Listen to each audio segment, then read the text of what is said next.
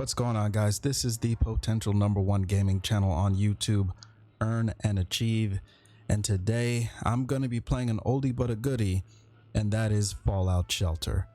Now, I call it an oldie because it's not the newest game, but it still is a good game, and it's certainly relevant with what we have going on here in 2020.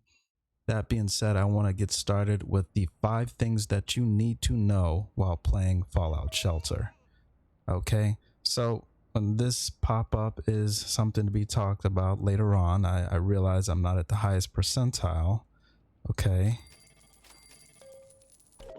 And that's because I didn't know the 5 things. So, if you're 1 day in, 1 week, or 1 month like I am, this is, essentially what's going to happen once you open up the game. All the rooms that you have are highlighted. And in my case, I have 40 plus rooms, 100 plus dwellers, right? So I'm just gonna go room by room, making sure I've got power and the lights stay on. And even further, I'm gonna go a little bit closer and see the dwellers that have the LVL above their head. That means that they can upgrade, and that is the first thing that you need to know when you play Fallout Shelter, is to upgrade early and upgrade often, right? When you see that LVL, go ahead, tap that, make sure they're upgraded, and you'll get your bottle caps, which are the currency of the game. Okay, doesn't matter if they're in the lounge, it doesn't matter if they're in the game room, the classroom, whatever the case may be. Just go ahead, upgrade, make sure that their metrics are up to par, because that will increase their performance, which will increase the overall sustainability of your shelter. So if that isn't obvious, what might not be obvious is you can actually upgrade each room in your shelter. For example, this right here is a cola bottler room. If I tap the arrow, I can upgrade this for 15,000 caps or destroy it for 600. And if I were to make that upgrade, that would increase the production by 11, increase the storage by 75, right? Going down here, I have a garden. Same thing. Tap the arrow. I can upgrade for 4,500 caps, which I have, or destroy for a loss of 240. In this case, this is a smaller garden versus, the cola center right there. And this would increase the production by 5, storage by 50. Now, one room that might be overlooked is at the top, and that is your vault door. Okay. I've already went ahead and upgraded this 3 times, and that is the maximum that you can upgrade the vault door. And now I have a fully fortified vault door, which goes on to the second thing that you need to know, which is protection. Okay. When you're starting this game, you're not going to have 100 plus dwellers. You're not going to have, 40 plus rooms. That will come with time, but you will have a lot of death claws, a lot of raiders, and a lot of undesirables come through that vault door, and they're going to attack and they're going to wreak havoc, and you need to be protected. So with a fully fortified vault door, that's going to buy you more time to have your dwellers with their long guns, be locked and loaded and ready to protect. So in this case, I have Jeffrey, who has an armor piercing minigun. I can put him right behind the door. And I have Arthur with a flamethrower, and I can put him right behind the door. Okay, so if anybody wants to come knocking on the door and I don't want to let them in and they make their way in, they're going to have to deal with Jeffrey and Arthur with these long guns. Okay, so protection is key.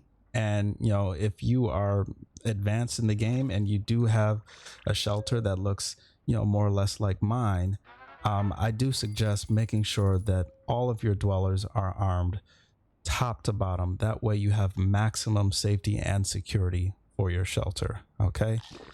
Now, the third thing that ties with, protection is exploration, which is if you send your dwellers out on explorations, that will give you the opportunity to retrieve more weapons, retrieve more body armor, retrieve different items that can be used to create more weapons, or you could actually sell them for bottle caps. And as I mentioned, bottle caps are the currency of the game, and you have to spend them wisely. So For me, what has worked is an hour-long exploration. You can do it less than, you can do it more than. You're certainly going to encounter some hurdles, let's just say, when you send your dwellers out to the wasteland. All the more reason that you send them, with the proper gear, whether it's wasteland gear, battle armor, something to that effect, and obviously, a nice weapon that they can use to defend themselves. Whatever works best for you, send them out one by one, send them out two by two.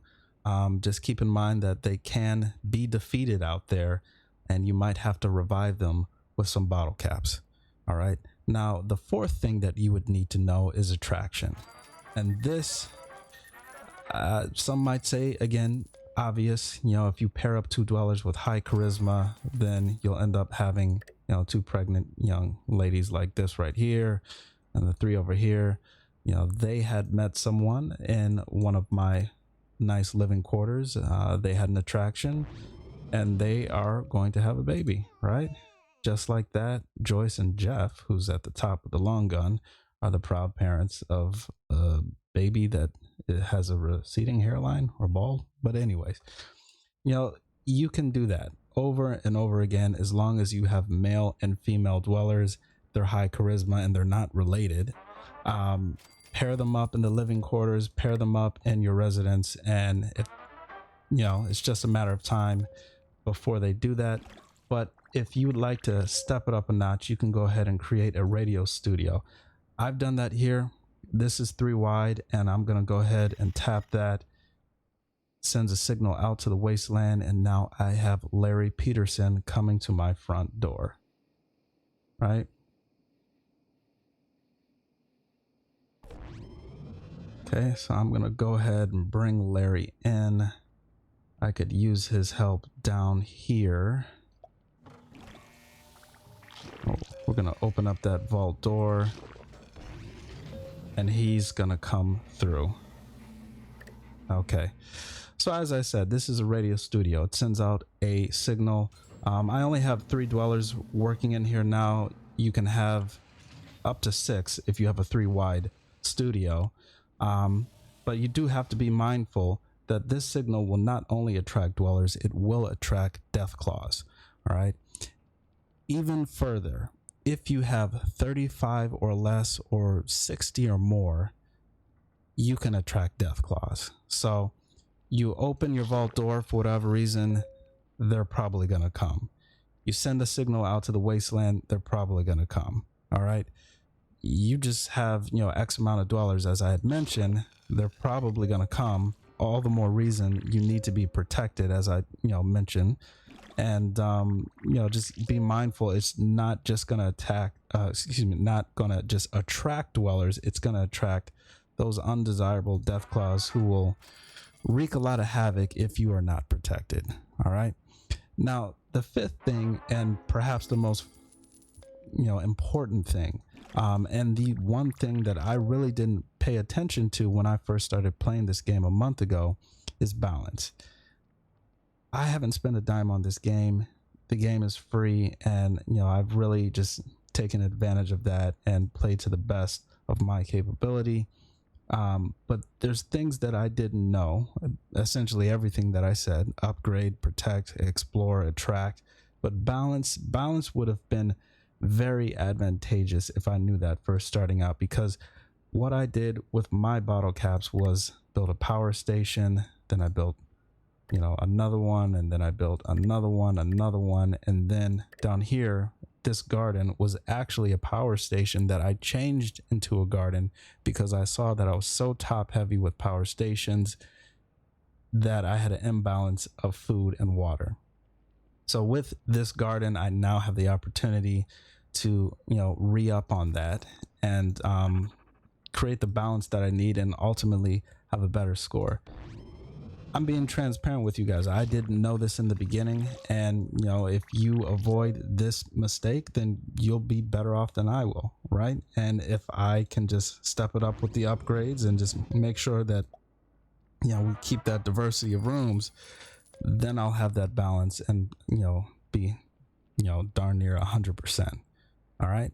So with that, I would say you should also consider balancing your metrics for your dwellers, which is if you want to increase the charisma of one of your dwellers, make sure you have a lounge and send them there. If you want to increase their luck, send them to a game room. If you want to increase their strength, weight room, agility, athletics, intelligence, you have a classroom, consider doing that. Move them around, because everybody that I've had in my water treatment station, at one point they're working in the power station.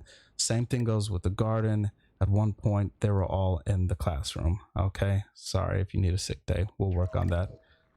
So that for me has been beneficial, and really, creating a balance of their metrics versus the strength method, which is just placing the dwellers in rooms that only play to their strengths. I think that's kind of tedious if you have as many dwellers that I have, but if you have 30 or less and you have maybe 10 rooms, I'm sure you can get away with that. But to go one by one for almost 140 dwellers I'm approaching, I don't want to make the time for that, to be honest. So those are the 5 things that you need to know. Upgrade early and upgrade often. Protect, explore, attract, and balance. All right, I hope you guys enjoyed this video. Please help this channel grow with your likes, your shares, and your subscriptions. If you have any questions, comments, or anything that you'd like to share, feel free to put that in the comment section. I look forward to connecting with you guys and creating another video. That being said, I'll see you in the next one. Adios.